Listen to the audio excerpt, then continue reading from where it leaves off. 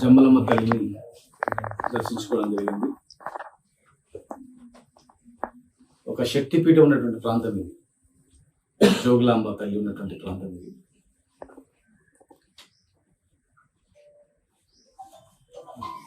దేవుని దగ్గర అందరం సమానంగా ఉండాలి, అందరినీ ఈక్వల్ చూడాలనేది మా వాదన. నేను మళ్ళీ ఈ దేవుని దర్శనం తర్వాత దీనిలో రాజకీయం ఏం లేదు, దయచేసి రాజకీయం అనుకోదు ఎవరు కూడా. నేను చెప్పేటువంటిది 3.5 కోట్ల మంది ఒక వాళ్ళ యొక్క బాధ. 3.5 కోట్ల మంది ఖచ్చితంగా తిరుపతి దర్శనం చేసుకుంటారు. 4 కోట్ల మంది జనాభాలో, తెలంగాణ 4 కోట్లలో 3.5 కోట్ల మంది గ్యారెంటీగా తిరుపతి దర్శనం చేసుకుంటారు. తిరుపతి దేవుడు ఇంటి దేవుడు ఉంటాడు, ఇక్కడ ఇష్టదైవం. చాలా మంది పేర్లు కూడా శ్రీనివాసుడు, వెంకటేశ్వరుడు, తిరుమలేశుడు, వెంకటేశ్వర స్వామి పేర్లే ఉంటాయి చాలా వరకు ఇళ్ళల్లో. ప్రతి కుటుంబంలో ఒక పేరునే ఉంటాయి. తెలంగాణకు ఇష్టదైవం ఎట్లుంది. అది నేను కోట్లాది మంది జనం ఇష్టదైవం అనేటువంటి తిరుపతి దేవస్థానం తెలంగాణ ఆంధ్ర అనే భేదం లేకుండా మొన్నటి వరకు ఈక్వల్గా గదుల కేటాయింపులో కానీ దర్శనాల్లో కానీ అందరికి ఈక్వల్గా ఉన్నాయి. సామాన్య ప్రజలు ఒక లెటర్ తీసుకొని పోయి అక్కడ ఇచ్చి దర్శనం చేసుకుని వచ్చే పరిస్థితి ఉండేది. భేదాభిప్రాయాలు లేకుండే. నేను మొన్న రిక్వెస్ట్ చేసిన సామాన్య ప్రజలకు కానీ వ్యాపారస్తులకు కానీ రాజకీయ అందరికి కూడా, తెలంగాణ ప్రాంత వాళ్ళకి, అక్కడ వాళ్ళకి వీళ్ళకు ఆంధ్ర తెలంగాణ అందరికి ఈక్వల్గా చూడండి. 10 సంవత్సరాలు చూసి ఎగ్దం బంద్ చేస్తే లేనిపోని అభిప్రాయం భేదాభిప్రాయం వస్తుంది. అంతా అన్నదమ్ములనే కదా, ఆలోచన చేసుకోండి అని చెప్పడం జరిగింది. వీళ్ళు ఏం రాజకీయం లేదు. ఇప్పుడు కూడా చెప్తున్నారు. ఇప్పుడు జోగులాంబ శక్తిపీఠం ఈ భారతదేశంలోనే 8వ శక్తిపీఠం అనమాట, 5వ శక్తిపీఠం. మరి ఇప్పటివరకు మీరు కనుక్కోండి, ఈ శక్తిపీఠం దసరాకు కర్నూలు కలెక్టర్ వచ్చి అమ్మవారికి చీర సమర్పించారు దసరా పండుగ రోజు. అధికారికంగా ఆనవాయితీ ఇప్పటి కూడా ఉంది.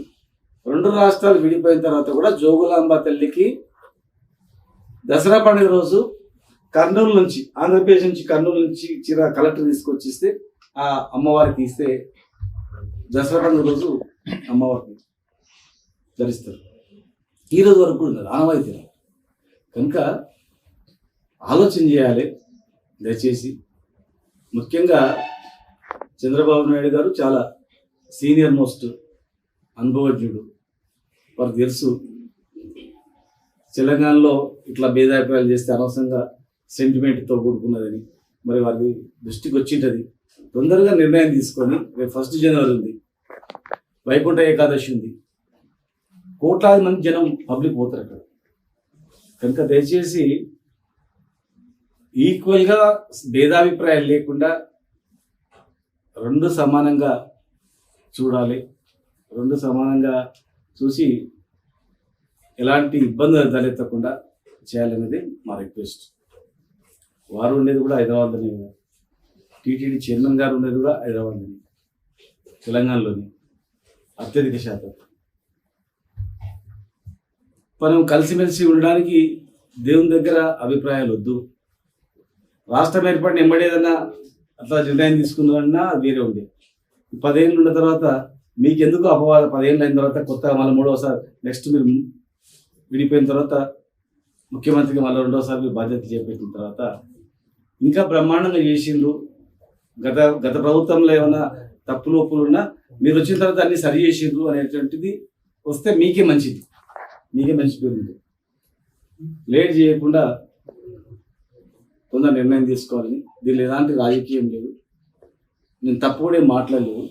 అక్కడ కూడా కోట్లాది మంది, 3.5 కోట్ల జనం వాళ్ళ యొక్క వాయిస్గా వాళ్ళు పడుతున్నటువంటి ఇబ్బందులు, కష్టాలు నా దృష్టికి వచ్చిన వ్యక్తిగా,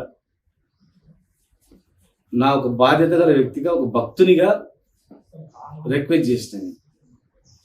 నేను వేరేం దాన్ని తప్పు అర్థం చేసుకోవడం లేదు. నా ఆవేదనతో మాట్లాడిన మాటలవి తొందర నిర్ణయం తీసుకోవాలని చెప్పి ముఖ్యమంత్రి గారికి టీటీ చైర్మన్ గారికి నేను రిక్వెస్ట్ చేస్తా ఉన్నాను. చాలామంది నేను అడుగుతా ఉన్నారు, అన్న మనం అందరం పోయి అక్కడ పోదామా, జోగులాంబ నుంచి మనం కార్లు తీసుకొని కారు యాత్ర చేద్దామా, లేకపోతే పాదయాత్ర చేద్దామా, బస్సు యాత్ర చేద్దామా, పోయి అక్కడ వెళ్ళి మనం కలుద్దాం అని. అట్లా వద్దు, తొందరగా నిర్ణయం తీసుకుంటారు వాళ్ళు. అలాంటివి వద్దు. ఖచ్చితంగా వాళ్ళు ఇప్పుడు చేస్తున్నటువంటిది తప్పని వాళ్ళు భావిస్తారు గ్యారెంటీగా. ఇది మన న్యాయమైనటువంటి కోరిక. ఇది దేవుడు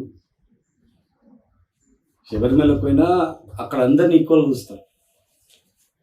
అక్కడ శబరిమలలో, తిరుపతి అంతకుముందు నేను అనుకుంటా తమిళనాడు గతంలో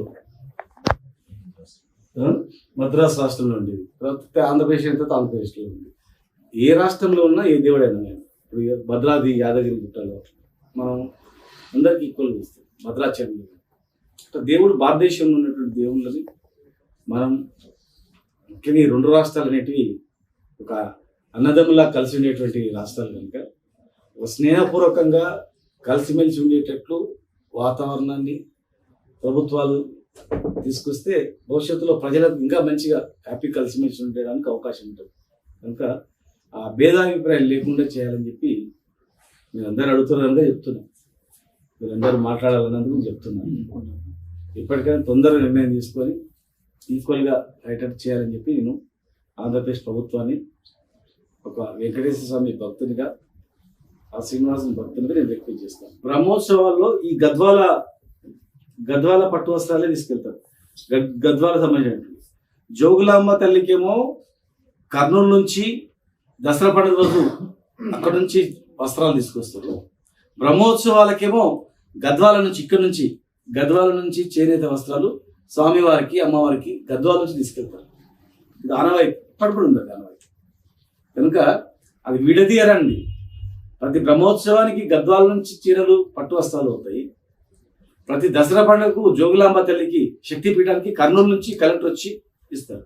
అంటే ఇట్లా సంబంధాలు ఉన్నాయి కనుక యాజ్ ఇట్ ఈస్గా ఎలాంటి ఇబ్బందులు తలెత్తకుండా గతంలో పూర్వ మాదిరిగా ఇప్పుడు కూడా దర్శనాల విషయాల్లో, గదుల కేటాయింపు విషయాల్లో అందరికీ ఒక వివిఐపీలకే కాదు సామాన్యుల నుంచి అందరి వరకు కూడా చేయాలని చెప్పి తొందర నిర్ణయం తీసుకోవాలని చెప్పి నేను రిక్వెస్ట్ చేస్తా ఉన్నాను.